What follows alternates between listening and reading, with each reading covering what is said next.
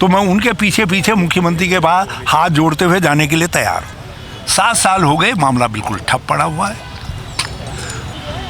हम चुनाव का बहिष्कार करेंगे, हम काला दिवस मनाएंगे। नमस्कार, स्वागत है आप सभी का वॉइस ऑफ उत्तराखंड में। इस समय हम लोग मौजूद है गांधी पार्क में, जहां पे गांधी प्रतिमा के नीचे कांग्रेस के कद्दावर नेता और 5 बार के पूर्व सांसद हरीश रावत मौन व्रत बैठे हुए हैं। आइए जानते हैं आज उनसे कि वो किस बात पर मौन व्रत पर बैठे हैं या क्या उनकी मांगे हैं।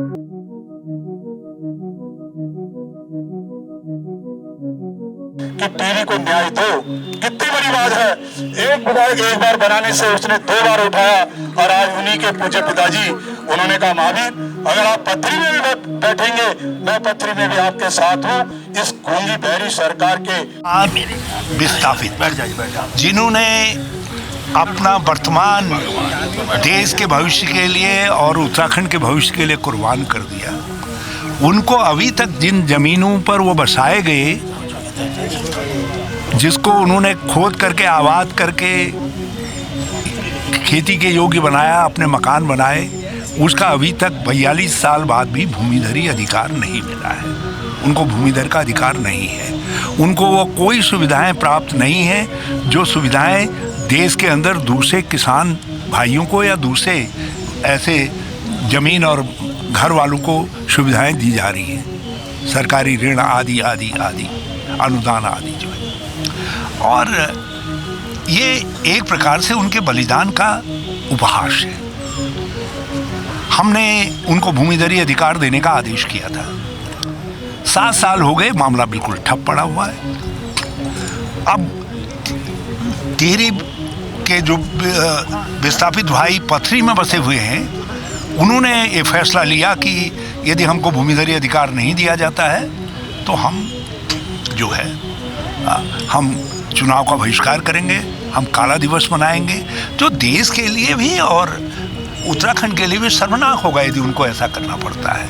उनके बलिदान का ये हमारी ऐसा लगेगा कि हमने उनके बलिदान का मूल्य नहीं समझा। और आज जो है 1 घंटे का मौन व्रत यहाँ उपवास रखा और मैं बड़ा आभारी हूँ कि पथरी से भी आए, भानियावाला से आए, बंजारावाला से आए, देहरा खास से आए और पशुलोक से आए, सब जगह से जो है, जो हमारे टिहरी के विस्थापित भाई हैं वो आए।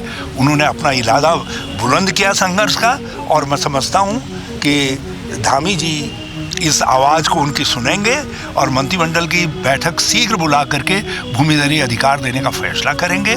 और जो फॉरेस्ट ने एक सर्वे किया है जिसमें अतिरिक्त भूमि बता रहे हैं, अब 43 साल बाद कह रहे हैं कि नहीं जितनी आवंटित हुई उससे ज़्यादा भूमि है इनके पास, तो उस सर्वेक्षण को लॉक स्टॉक बैरल जो है कूड़े के ढेर में डालें और जो वादे टिहरी के विस्थापितों से किए गए हैं वो सारे विस्थापितों से वो वादे पूरे किए जाए।